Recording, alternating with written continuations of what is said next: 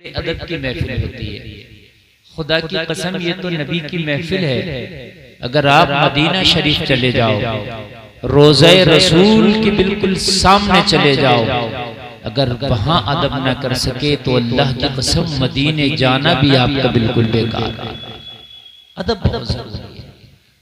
अगर अदब आप मदीने में जाके भी उस चौखट का ना कर सके तो फिर मदीने में जाके भी आपको कुछ नहीं मिलेगा। ये जलसा है ना, ये भी मुस्तफा का जलसा है, प्यारे मदीने वाले आका का जलसा है। यहाँ भी अदब बड़ा जरूरी है। कोशिश किया करें कि जब जलसे में आया करें ना तो कोई भी लफ्ज़ बात ना किया करें, उल्टे सीधे ना बैठा करें, सर ढाक के बैठा करें और फिर सुना करें। हो सकता है कि तेरे नबी को तेरी यही अदा पसंद आ जाए और नबी को तेरा कुछ तो पसंद आ जाए जिंदगी में। यार बड़ी बात है, अगर नबी को तेरी जिंदगी का कुछ भी पसंद आ गया तो वो कुछ ही तुझे बख्शवाने के काम आ जाए। कुछ भी अगर लेकिन ऐसी जिंदगी ना हो कि हमारा कुछ ही पसंद ना आए, कुछ भी हमारा पसंद आना चाहिए। आप देख रहे बच्चों की दस्तारबंदी इंशाअल्लाह मेरी तकरीर के बाद होनी है। जो इस मदरसे में मेहनतें हुई हैं, जो हमारे कारी अमानत मौलाना मुफ्ती अमानतुल हक साहब क़िबला ने मेहनतें की हैं, वो मेहनतें आपकी निगाहों के सामने आएंगी। जो इस मदरसे के दूसरे मुदर्रिसीन ने, ये कमेटी वालों ने, बस्ती वालों ने इस मदरसे के साथ मेहनतें की हैं, उसका फल उन बच्चों के शक्ल में आपके सामने आएगा कि जिनके सरों पर दस्तार रखी जाएगी। और बड़े खुश नसीब हैं वो खानदान जिन खानदानों में कोई आलिम दीन है या कोई हाफिज कुरान। क़यामत के दिन वो लोग अमीर होंगे कि जिनके पास नेकियां ज्यादा होंगी। क़यामत के दिन वो लोग गरीब होंगे कि जिनके पास नेकियां कम होंगी। जलसे में आने वालों, उन लोगों से अपने राब्ते मजबूत कर लो कि क़यामत में जिनके पास नेकियों का ज़ख़ीरा होगा। और एक बात बताऊं आपको, अगर कोई हाफिज कुरान है और आपने उससे मोहब्बत किया, आलिम दीन से मोहब्बत किया, उसके पढ़ाने में ताअवुन किया, आपने मदद की, उसकी मदरसे में मदद की, बच्चे के लिए मदद की, चाहे वो हाफिज कुरान नेक हो या न नेक हो, वो उसका अपना अमल है, लेकिन तुझे उसकी मदद करने का, सपोर्ट करने का सवाब जरूर मिलेगा। इसलिए कि वो नेक नहीं, उसका अमल है। तूने जो सपोर्ट की थी वो उसकी गुनाहों की नहीं की थी, तूने वो सपोर्ट की थी उसको हाफिज बनने में, तूने सपोर्ट की थी उसको आलिम बनने में, तूने सपोर्ट की थी उसको कारी बनने में, तूने सपोर्ट की थी दीन का एक उसको सुतून बनने में। तो वो गुनाह किए, वो उसका अपना जाती अमल है, लेकिन तेरी जो सपोर्ट थी वो दीन की खातिर थी, उसका अजर मैदान महशर में अल्लाह जरूर अता फरमाएगा, जरूर अता फरमाएगा।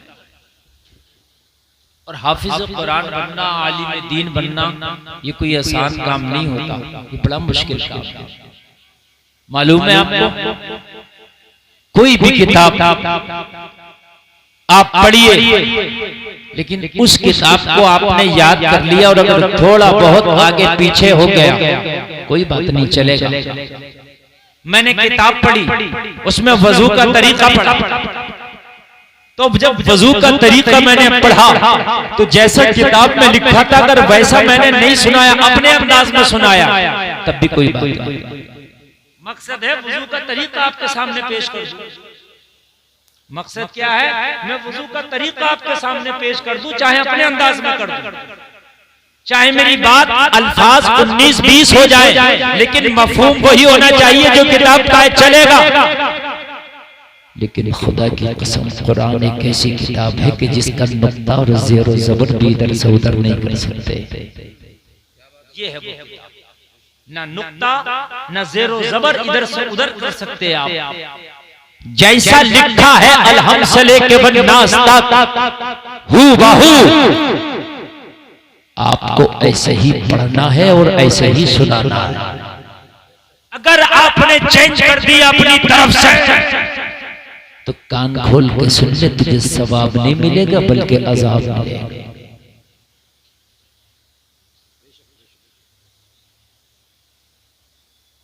जो लोग रोड पे खड़े हैं वो भी अच्छा आवाज बढ़ाते हैं, अगर आप थोड़ा सा बढ़ सके तो इसका वापसी बढ़ाइए। बाद में क्यों कम कर दिए, कुछ हो गया क्या, फिर क्यों कम करा दो।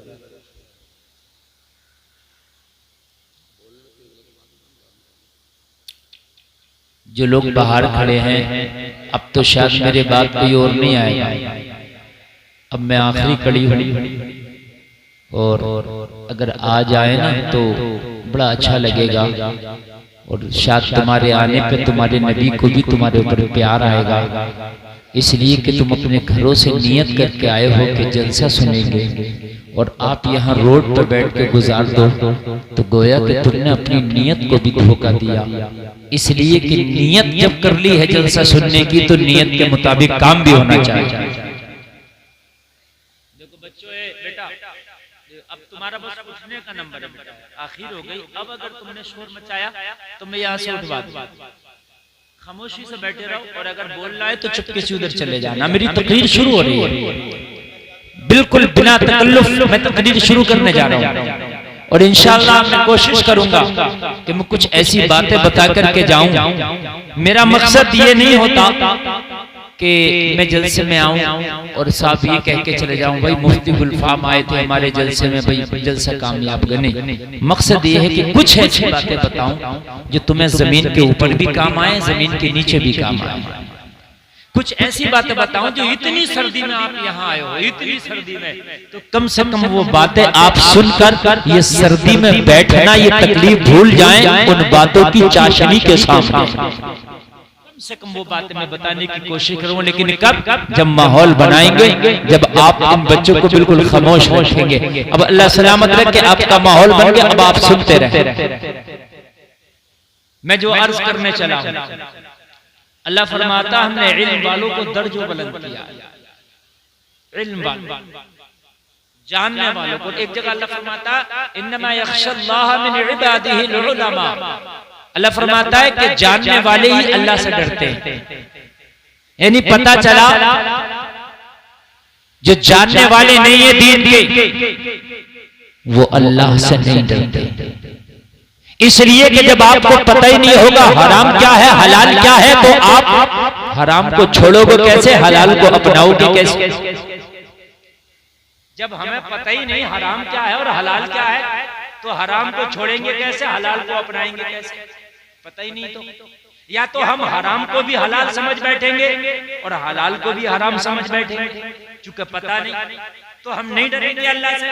अल्लाह से वो डरेगा जो जानने वाला होगा और जो दीन को जितना ज्यादा जानेगा अल्लाह से उतना ही ज्यादा डरेगा। दीन को जितना ज्यादा जानेगा अल्लाह से उतना ही ज्यादा डरेगा। और करें अब मैं सुनाने लगा हूं आपसे। आपने देखा होगा कि किसी ने किसी की जमीन दबा ली और फिर जमीन दबा के भी मुकदमा लड़ रहा है। यानी ये नहीं कहता कि मैंने हाँ जमीन दबाई है मैं गलती पर हूं, उस पर भी मुकदमा लड़ रहा, नहीं मैं सही हूं। ये जिहालत। अगर शायद ये मालूम होता कि हक मारने का मतलब क्या होता है, अगर 1000 साल तक सजदे करूं और मैदाने महशर में उठाया जाऊं तो ये 1000 साल के सजदे भी जन्नत नहीं दिला सकते जब तक कि जिसका हक मारा है उसका हक कर दिया जाए। तुम्हारा यार मैक नहीं मजा कर रहा। वो 1000 साल के सजदे बेकार है मेरे अजीज, अगर तुमने किसी का हक मारा है और उसका हक अदा जब तक न कर दिया, वो 1000 साल के सजदे बेकार है। हम कहते हैं कि यार हम तो बहुत अल्लाह से डरते हैं, बहुत से लोग कहते हैं कि यार इन मौलवियों से ज्यादा तो हम ही डरते हैं, यार इन हाफिजों पढ़े लिखों से ज्यादा तो हम जाहिल ही रहते हैं। ये जुमले आवाम में बोले जाते हैं। खुदारा खुदारा तुम कैसे बेहतर हो, तुम्हें तो ये भी नहीं पता कि हराम क्या है हलाल क्या है। जब तुम्हें हराम और हलाल का नहीं पता तो तुम अल्लाह से ज्यादा कैसे डर सकते हो। अल्लाह से वही डरेगा जिसे हराम का भी पता होगा हलाल का भी। जमीन मार ली और जमीन मारने के बाद में फिर भी मुकदमा लड़ रहा है। किसी का पैसा मार लिया, पैसा मारने के बाद फिर भी बराबर से मुकाबला कर रहा है। किसी का हक मार लिया, हक अगर वो मांग रहा है तब भी बराबर से उसका मुकाबला कर रहा है। ये जहालत नहीं तो क्या है? जल समय आने वाले आज इसी पर थोड़ी सी गुफ्तगू हो जाए। हक क्या है? हक क्या है? अगर हक के बारे में आपको पता ना चला, आपने हक अदा ना किया तो मस्जिद खाने काबा में पढ़ ले, मस्जिद तू नमाज खाना काबा में पढ़ ले, तू नमाज मस्जिद नबवी में पढ़ ले, गुंबद खजरा की छांव में पढ़ लो, मस्जिद हराम में पढ़ लो, कान खोल करके सुनो।